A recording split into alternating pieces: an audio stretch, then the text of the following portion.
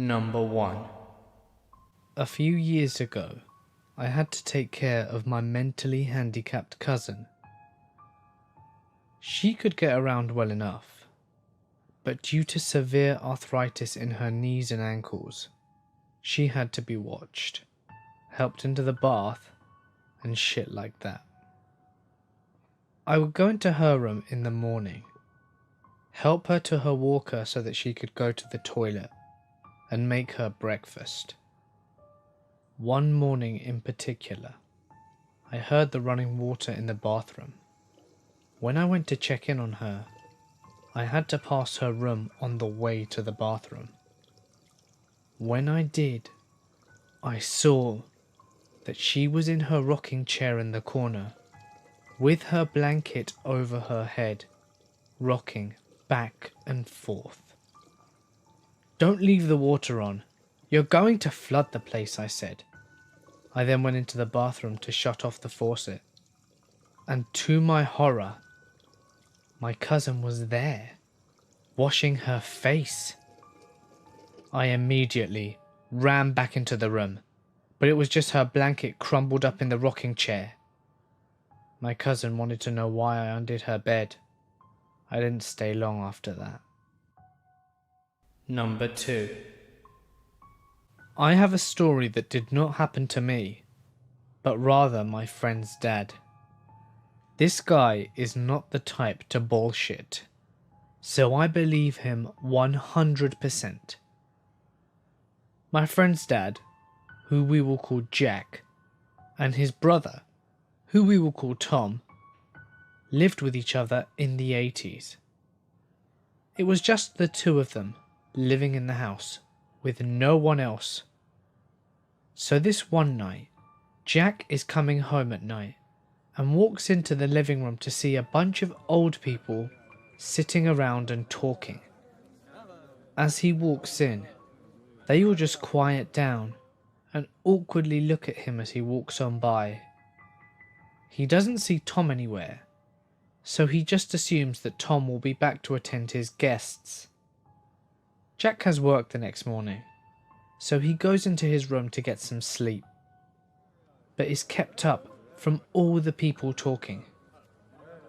He walks out from his room and is promptly met up by Tom, who is coming out of his room to tell Jack to keep his friends quiet. However, Jack was coming out to tell Tom to keep his friends quiet. They walk out from the hallway into the living room, only to find it completely empty, with the leftover smell of musk lingering in the air. Number 3. When I was growing up, there was an extra room upstairs in our house which we used as an office. It had a closet with one of those tiny attic access doors on the side. We'd sometimes all be downstairs watching TV, and we'd hear a creaking sound moving towards that room.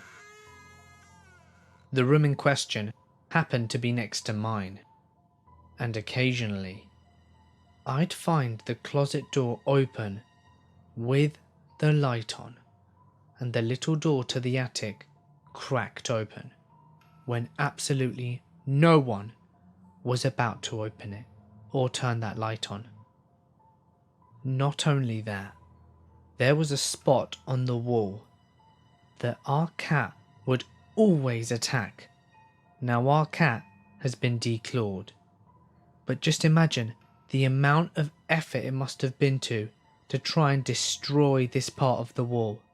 There was paint missing and clearly a lot of damage, as this cat really didn't like this spot. All of that is creepy enough. But one night, our dog, who never came upstairs without my father, started barking in the hallway by my room towards the office. She barked and growled for a bit, and then began backing away into my room. She kept looking up as if she was staring at the face of a person coming towards her. She backed into my room, then squealed like she'd been stepped on, and ran into the far corner of my door and put her nose and eyes in the corner and whimpered. That was by far the worst incident. I picked her up and went downstairs to sleep on the couch. That was 14 years ago, and I'm still freaked out about it. I know for a fact that there was something in that house. Number 4. This story didn't actually happen to me personally, but rather to my mother. My mother is a very trustworthy person who at the time did not believe in the paranormal, but now is a firm believer, and I can't say that I don't blame her. According to my mother, the whole thing happened when I was very young. I don't remember it that well, but apparently I had always had an overactive imagination, and I was often found talking to an imaginary friend. Or so my mum thought it was an imaginary friend. I often referred to him as Jamie. He was apparently my best friend, and she says that I treated him like a brother.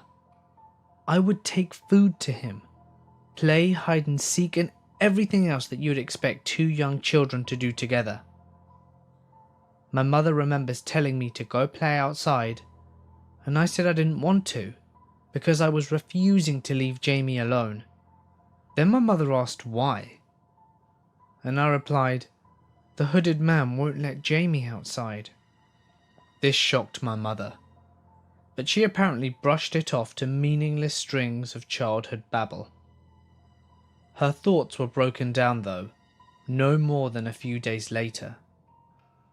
I had left to go to nursery. My dad was at work and my mother was home alone by herself, doing the typical things that mothers do. Apparently, when my mother was taking the laundry up the stairs, she happened to glance down at the middle step and felt her whole body freeze. She told me that she looked and saw a young boy sitting on the step. He was looking at her with a smile and then waved. She apparently nearly dropped the pile of washing that was in her hands and bolted back downstairs. The only part of this story which I actually remember happened when my mother was walking me home from nursery, and when we got home, she knelt down to my height and said, What did you say your little friend looks like?" I don't remember what I said, but I remember my mother turning whiter than white as I described him. This made me confused. I didn't know what was going on. Then it happened. She said one of the eeriest sentences that has stuck in my head ever since. I think I met your little friend. Every now and again, we see, hear, or sense him. Mainly around happy times of the year, birthdays, Christmas, and those kind of things. You can always just tell when he's around. Things seem to fall, go missing, and electrical appliances seem to act strange and stop working. But Jamie isn't a bad spectre. In fact, he's brought our family closer together, and for that, we've always been thankful and still are. But I really have no clue as to what the hooded man could possibly be. Okay guys, this story isn't particularly scary, but it's quite funny. Let me know what you think in the comments, so it's just a bonus for you. About 2 years ago, I was in my room reading a book when I hear it. Soft as ever. 2 little girls giggling. Not just any giggle. It was the kind of giggle that you hear in horror movies. I immediately put down my book and listened. After about a minute of holding my breath, I decided it must have come from outside. Then, that night, just as I'm about to drift off to sleep, I hear it again. 2 little girls giggling. Now it was 2 a.m. and I was pretty damn sure those two girls were no longer outside my window at that time of night. So I began to freak out. I sat up in my bed and waited for what felt like forever and just listened. Then I hear it again. I jump out of my bed and go spend the rest of my night in the guest room. By next morning, I was convinced that my room was haunted. For the next week, I avoided my room and spent my nights in the guest room, unbeknownst to my family. I was afraid to tell anyone for fear that I was going crazy or that they would not believe me. But every time I spent more than an hour in my room, I would hear the giggle of those two girls. And by the end of the week, I was a mess. I could barely sleep. I was terrified of my own room. Then, one morning, my brother walks up to me and says, "Are you deaf or something?" Obviously, I was confused, and further questioning, he tells me about this small device he had placed in my room. Apparently, it's some form of prank device that's easily hidden and can make a variety of different noises. My brother, however, chose the little girl's giggling sound, which is creepy as hell. He wondered why I hadn't heard it or said anything about it all week, and I just wanted to punch him in the face. So my room wasn't haunted after all. Moral of the story is, sometimes your brother is just an asshole.